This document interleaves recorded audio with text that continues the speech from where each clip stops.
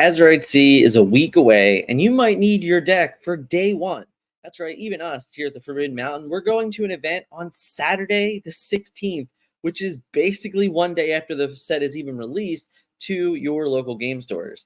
So with that, I want to make it really easy for you opening day. I want to take the best decks from the Set 5 metagame, put some cards in there and say, hey, you can start right here and be competitive as ever in your opening weekend. So let's take a look at how we upgrade some of the best decks from Shimmering Skies metagame to fit them right into the Azurite Sea metagame. Let's get into it. Set 6 updates for Ruby, Sapphire. In all honesty, this is the easiest deck in the metagame to upgrade, which is also part of the scariest. Sale of the Azurite Sea is a very simple 2-cost inkable action that allows you to play an additional resource and draw a card, so it effectively is a cantrip that replaces itself. Super simple, super easy, and it's a common. Super cheap upgrade to the considerably best deck in the Disney Lorcana metagame. No, it doesn't have the wins to track that record, but it does have the consistency from every single DLC and even, honestly, other big, larger events of 500 plus players. The most played and most successful decks in terms of analytics has been Ruby Sapphire. And the idea that this deck really only gets one common upgrade that actually makes the deck even flow a little bit more honest, a little bit easier, even increases its matchup against the Emerald decks that are relying on Deceiver to kind of remove songs. We just get to free roll into it. Really cheap, really simple upgrade to Ruby Sapphire, and I guarantee you it's going to make the deck flow even better. Here we are with the Ruby Amethyst upgrades. Now, I think that these are a little bit more debatable, and we're kind of honestly playing with some different cards. But I do think for day one, if we're just trying to get out there, explore some information, and really get some good feedback to kind of move through the whole entire metagame with, then look no further than the new 1-cost Diablo. Yes, it is a 0 strength, 1 willpower with 1 lore, but the ability to draw a card when it's banished now gives us that same ability across our 1 and 2 drops. This really does enable us to go wide strategy in the matches that we have to be the aggro player.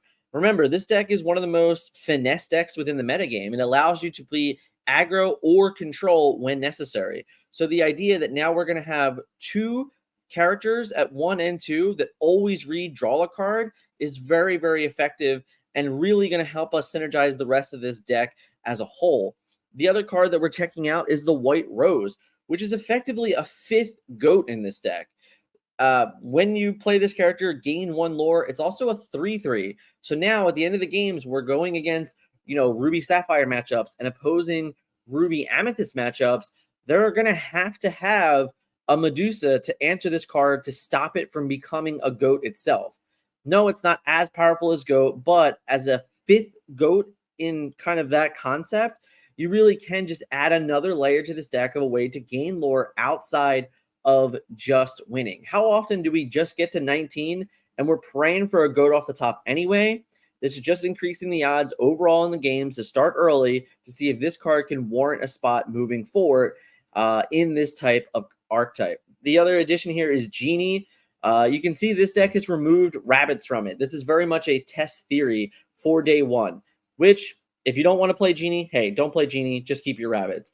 I do think that Genie offers a lot to this deck, though. It offers, in some ways, brawls number 5, 6, 7, and 8 against Diablo targets, but it also gives us a new character that's very similar to Cusco and Diablo. Just read draw a card. So now you're going to have Chernobog's followers, Diablo, Cusco, and Genie that all just read draw a card when you play it.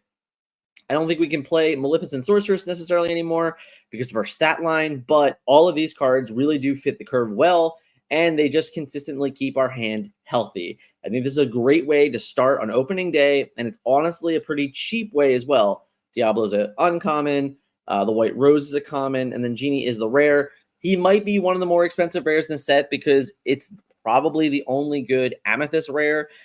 So he might be a little bit more pricey on the top end, but in all honesty, I still think he's going to be worth the purchase. I do believe that he will end up in a lot of Amethyst decks in some numbers moving forward. Emerald Steel was without a doubt the best deck in Disney Lorcana over the last 4 months. It won 2 Disney Lorcana challenges, and it won a large 700-person tournament as well. He's definitely claimed king of the Shimmering Skies metagame. I don't think many would debate that. However, if we really look across the board, I could honestly build this list and tell you that it doesn't need any new cards, and it would still be a very powerful deck within the metagame. But if we're just looking to try some stuff out on day one, and we're looking to not really add to the cost of this deck, then Basil is the best choice. Basil Disguised Detective is a 6-cost inkable character, 4 strength, 5 willpower, and 2 lore with the ability of Shift 4 and Twist and Turns. During your turn, whenever a card is put into your inkwell, you may pay 1 re-ink to have a chosen opponent choose and discard a card. Basically, what Basil is allowing this deck to do is have another morph shift target, which is great. It is removing Tinkerbell, so that might be incorrect. But if we're looking to just explore, I think that this is a good slot to choose from. I don't think we want to be overcrowded with the high-end costing shift characters. So this is really just saying, hey, I want to play this card this day to give it a shot and see how it fits. This might not be the best Basil deck, but if we're looking to try something new, I do think that having this shift option, so on your turn 5, you can kind of be like, all right, I'm going to shift 4, put a Basil into play my ink, trigger Basil's ability, pay 1, and force my opponent to discard a card. Adds another layer for Prince John's effects, adds kind of another layer as like an additional Anna, but it's bigger. Having 4 strength, 5 willpower means you're dodging Medusa, you're dodging Sisu's, you're dodging Brawl, all of those things. With attaching him to a Cove, all of a sudden he is now a 5/6, very good stat line, very strong, very healthy, and he's on a 2-lord body. So I think it does add a different layer to this deck, and I think it's going to help close out some of those Ruby Sapphire and Ruby Amethyst matchups. Having this card that honestly Ruby does not have a good answer to whatsoever, so it's going to enable you to be able to just ink and strip your opponent down card for card.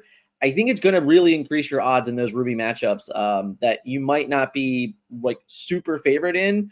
I think it's going to tip the scales and it's going to give you a better odds in those matchups. So if you're looking to target the Ruby Amethyst and Ruby Sapphire matchups, I think that Basil is going to be a really great way to do that.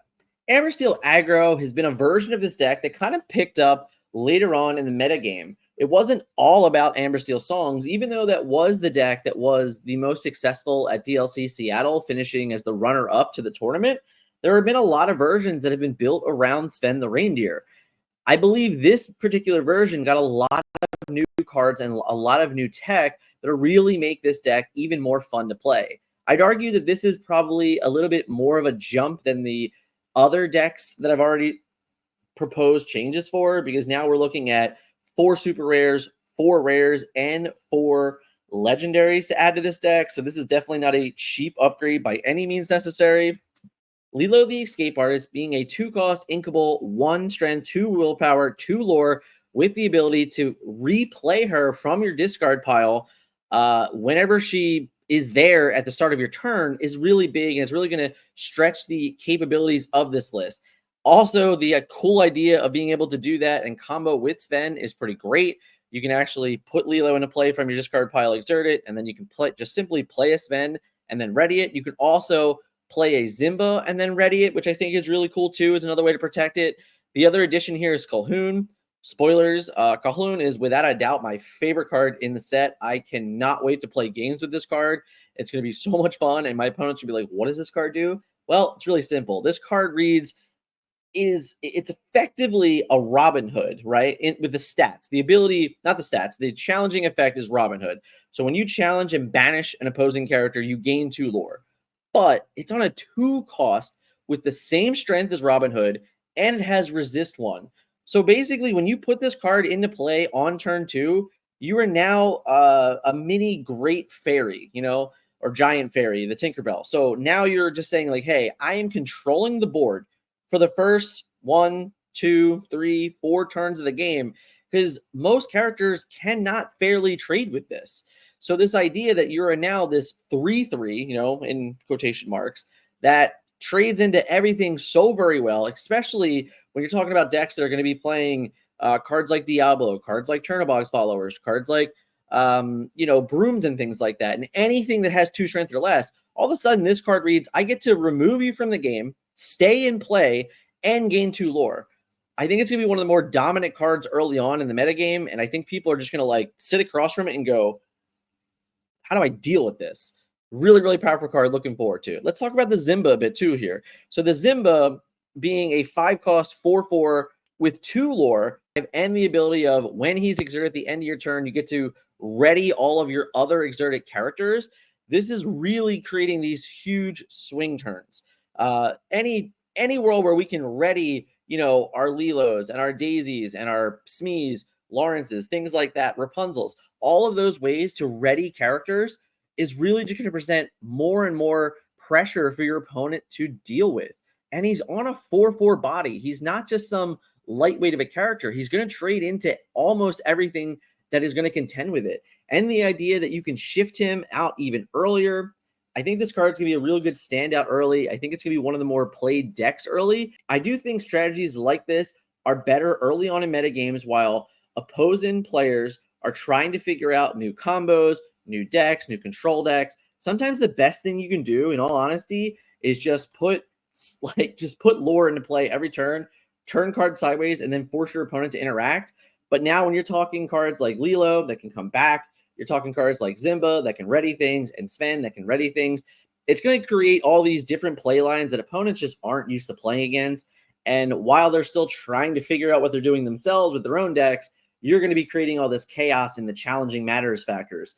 I think that this is a really good choice for opening day. I think you're going to steal a lot of wins, in my humble opinion. If you're looking to start easy, start early, and play something more simple, I think this deck is perfect for that type of play style. Hey guys, just so you know, if you haven't checked them out yet, on Metafy right now, we have not 1, but 2 guides out. We have the buyer's guide for Azurite Sea that we released a couple days ago. It's only $5 on Metafy. You can go pick it up, and it'll give you everything you need to know about the cards that you should be targeting early on in your purchases for Azurite Sea. We also have the Amethyst Steel Dock Guide, which just recently got updated with the new video showcasing the tier list from Azurite Sea cards that get added into this deck. We're also going to be talking about that deck in a second here. But nonetheless, these are great things that you have, and you can actually get them both if you just hit the supporter tier on Metafy.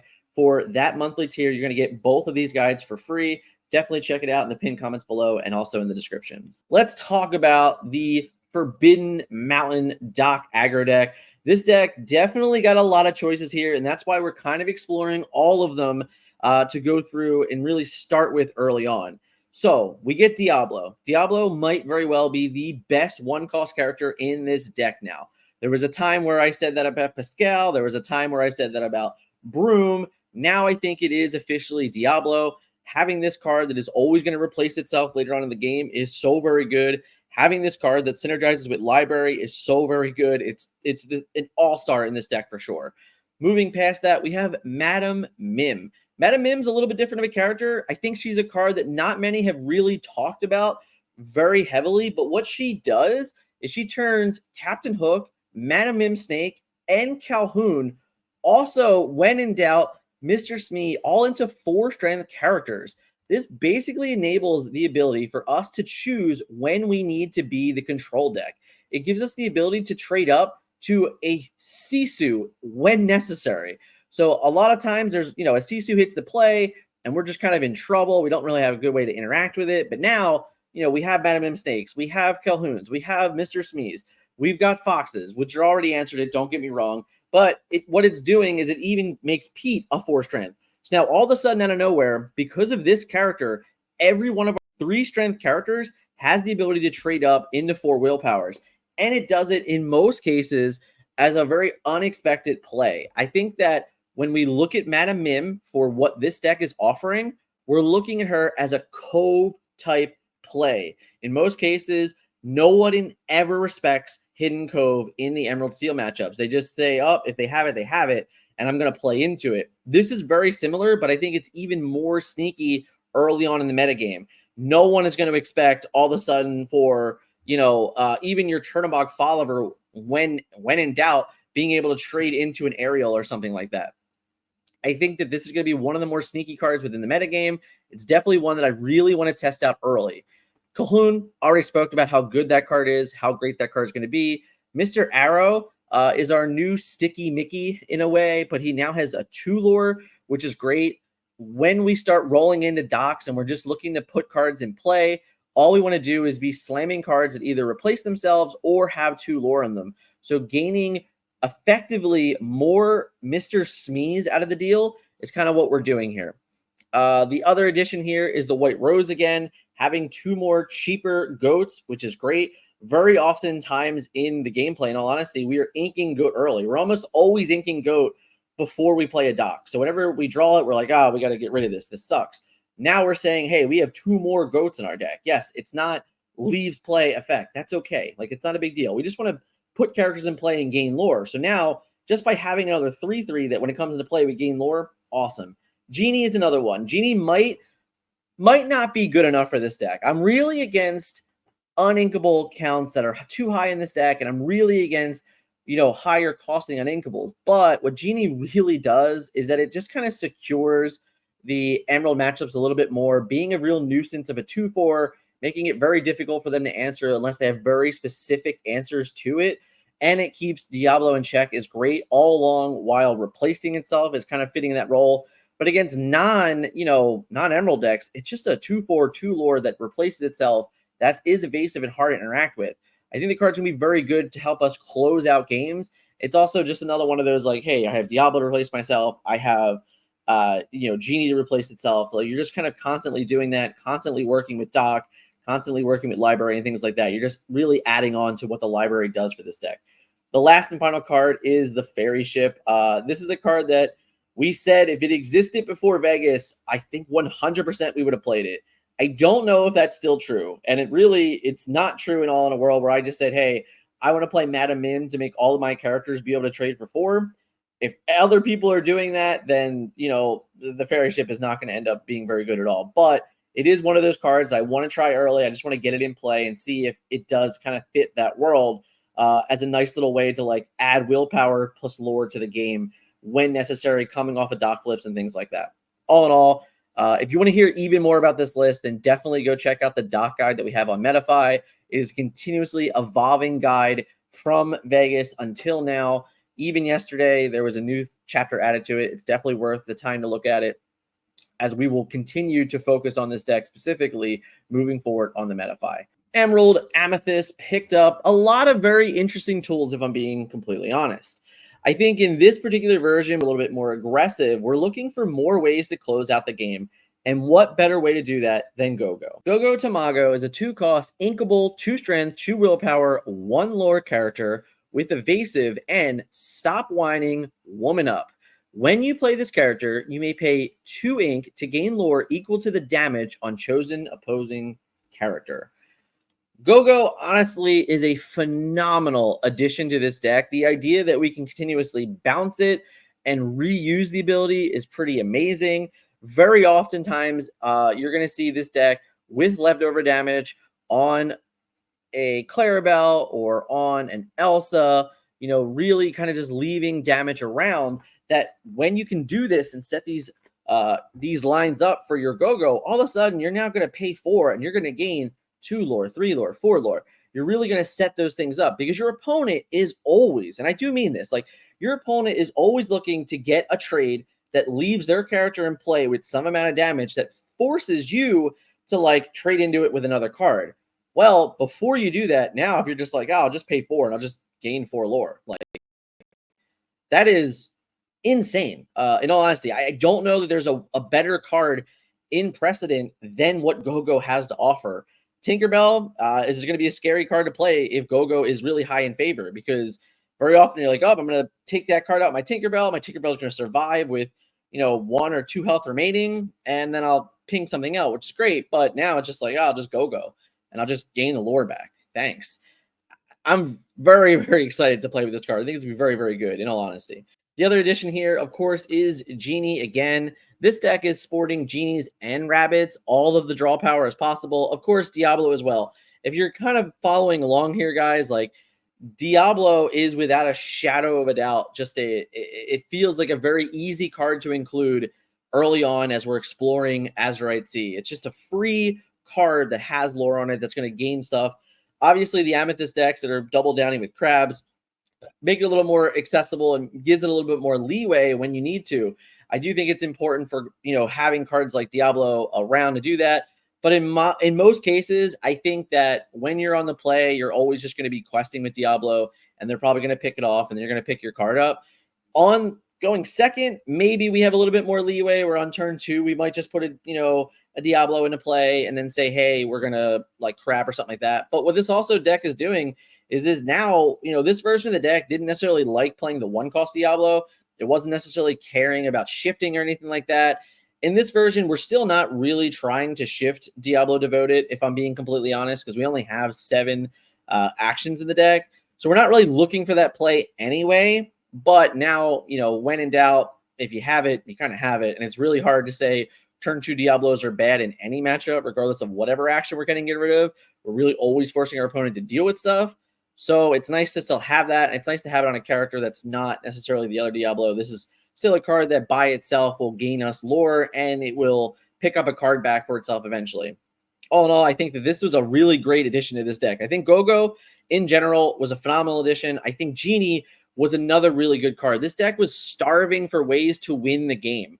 That was its biggest, fallacy, is that like it didn't have a good way to win or close out games. But having Gogo and having Genie as these new increasive evasive lore threats, I think is going to be a real difference maker for this deck moving forward.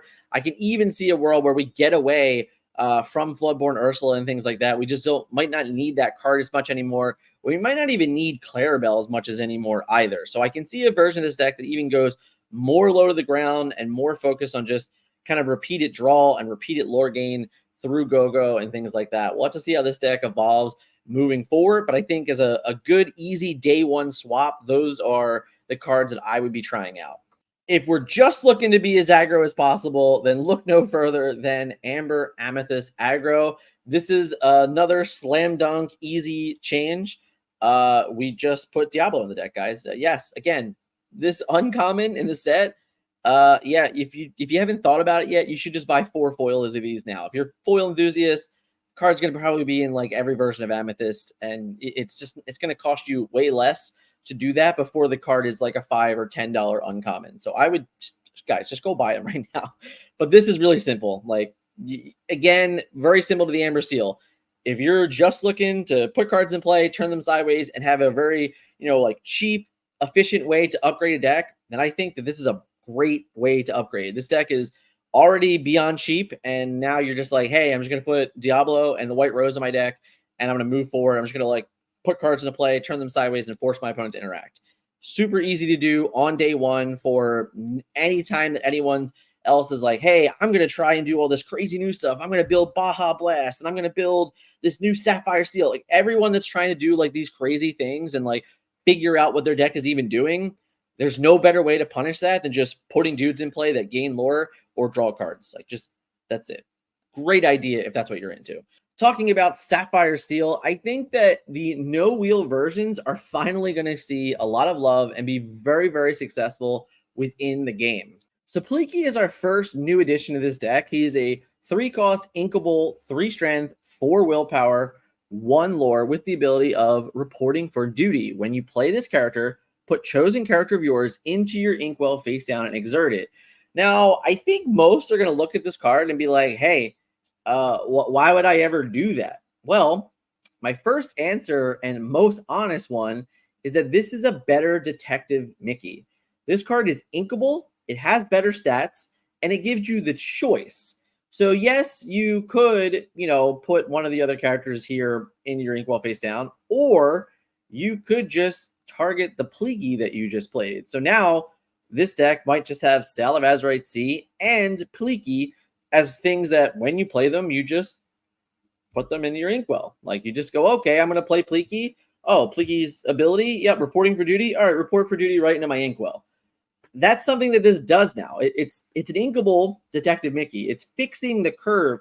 This deck has a lot of issues with uninkables. It's been one of the more problematic things about this deck in previous metagames. So saying that now I can just have a 3-cost character with the option, in all honesty, I have the option to either get my ink through him, or I can just have a 3/4 in play. I think that's one of the more versatile cards in the deck, and I'm not sure many people are looking at Pleeky that way, if I'm being honest. Aside from that, we only have Sail the Azurite Sea. This is just another card that I think for Sapphire decks is going to be a really great addition. There's definitely a world where this could just be a 4 of, and we can kind of play with some of the other numbers and drop them down a little bit, because it is a cantrip in itself and replacing itself. But right now, just having Pleeky, just having Sail the Azurite Sea, giving us a little bit more free-flowing form and more additional ways to draw off Chicha. Again, this is a no-wheel version of this deck, which means, we're not relying on Fishbone Quill as much. We're not relying on this dump, and then refill, and then, in most cases, like benefit our opponent too much. No, we're relying on a steady, more draw incline from Chicha, and, of course, the replacers in itself, like the Hyrims and the Popsicles and Fortispheres and things like that. That's what we're more consistently looking for. Instead of giving our opponent any type of advantage, we're kind of disguising it and letting our opponent think that we might be a wheel deck, because we still have all the tools that we could be, but we're just a more fair deck that is just looking to set up an Aerial Pete Lucky Dime setup. I mean, like any time where we can get a diamond to play early and then just the next turn go Aerial Pete, we just threaten 10 lore. I mean, immediately. And there's not a lot of answers to that at all within the metagame. So that's what this deck is really trying to do. It's trying to sneakily just set up these safe haven plays of gain 10 lore, I'm going to win the game, and I'm going to do it in a fashion that you can't actually interact with. I think Sapphire Steel is going to be a pretty good strategy early on. I think that with more testing and more mending and more molding, that this might be a real force to be reckoned with in the metagame moving forward. Time will tell. So there you have it. Some quick updates to your day 1 set 6 Azurite Sea decks. I really just wanted to try and make it easy as a real nice transition of saying this is all I need to really turn over my deck. And some of the decks are a little bit more expensive than others. Some of the decks are just hey, I'm going to get a couple commons or uncommons. I'm going to move on with life.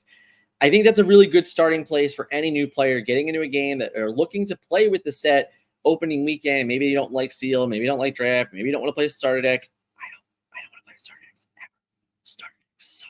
No, but seriously, starter decks are not fun. They're boring. Not a fan of whatsoever. I very much am looking forward to the encounter on day 1, being there, calling all the action. Right here's a little clip of it here. We have hopefully 48 players showing up for the event. We're going to have me and Dick on commentary, streaming it right here on the YouTube channel, also on Twitch. All the gameplay will then be ported over to TFM Gameplay, and I'm definitely very much looking forward to it. The other thing I'm really looking forward to is PAX Unplugged. It's coming up not too long. Honestly, about a month from this video, we'll be at PAX Unplugged. And if you guys didn't see yet, we are doing a Disney Lorcana meetup with the Forbidden Mountain at 7:30 on Friday. There's going to be more details coming about this, but I'm really excited to say, hey, if you're coming to PAX Unplugged and you want to come hang out with us on Friday night, probably do a bit of a Q&A, maybe considering doing a King of the Hill type scenario, also likely doing some giveaways. So it'll be a really nice play to come enjoy Disney Lorcana and the experience of Disney Lorcana, kind of talk how it's been through the first year of organized play, all those things. We're looking to really have a great time with it, have a lot of fun, talk Lorcana with the community, and just gives you an opportunity to meet all of the Forbidden Mountain that's there. I believe it's myself, Scott Landis, Kylie, Melissa and Ben, David Nunez, Dick Burns, maybe more to come depending on who decides to come out on Friday night. Very, very excited to be a part of that night. PAX Unplugged is my favorite event of the year. It is my favorite convention. It's where I won my world championship for Transformers. It has a lot of meaning to me as an event itself, and it's so cool to be able to participate in it this way, to really give back to the community, spend some time with it, and just really enjoy Disney Lorcana as a whole. So huge, lots of excitement for that one. If you did enjoy this video, if you like the day 1 decks, hit that like button for me. If you think there's something that I missed, something that you would add yourself, hit me up in the comments and let me know. If you enjoy the vibe of this, we got lots more Azurite Sea coverage coming. Make sure you hit subscribe so you don't miss a video. Thank you guys so much for watching today, and we'll catch you in the next one.